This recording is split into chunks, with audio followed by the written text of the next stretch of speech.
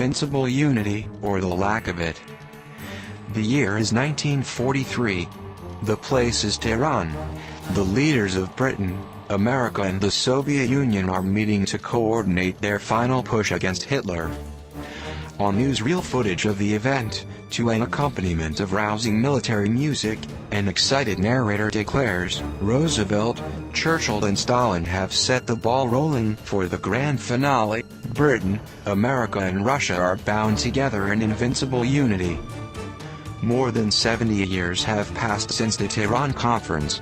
But today, in Russia, the idea of invincible unity is being revived and repackaged for a new war, the war on terror.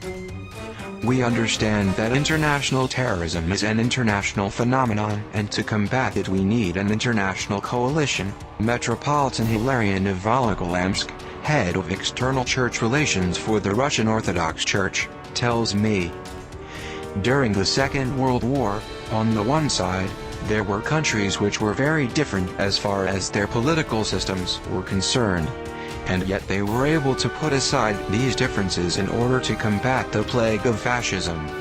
What we need now is the same, to put aside the differences to combat together international terrorism. Ulterior motive? In recent weeks, so many of the Russian politicians, officials and religious figures with whom I have spoken have promoted the same message, that Russia and the West should forge a World War II-style alliance against so-called Islamic State. President Putin has put forward the same idea. Speaking at the United Nations in September, he called for a genuinely broad alliance against terrorism, just like the one against Hitler. But Mr. Putin's former Prime Minister, Mikhail Kasyanov, suspects the Kremlin has an ulterior motive for seeking invincible unity.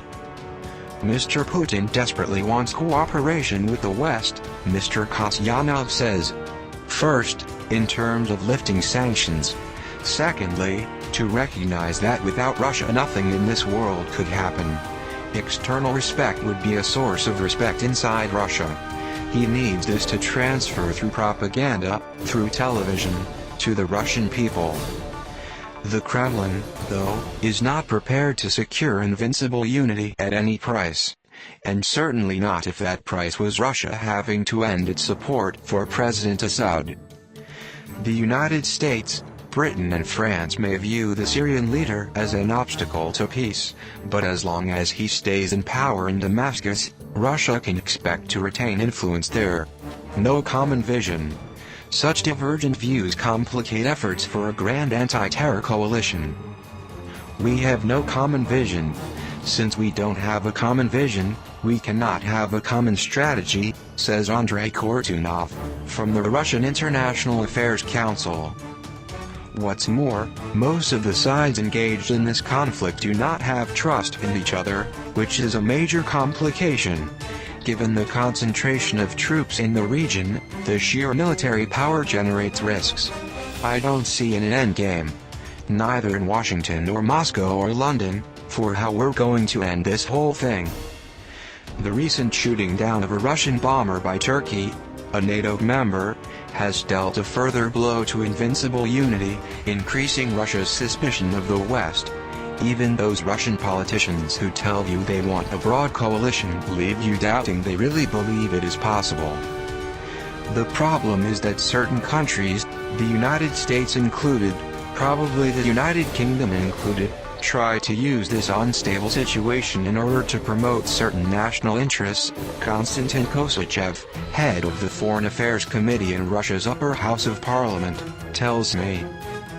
The interests they promote are the interests of staying as the leading nations, the interests of ruling mankind and preserving the right to determine who is right and who is wrong, who is to stay in power, who is to be deleted in power. This is completely wrong, I believe. Nevertheless, I cannot help thinking that if Roosevelt and Churchill could find a way to work with Stalin, Obama and Cameron can find a way to work with Putin.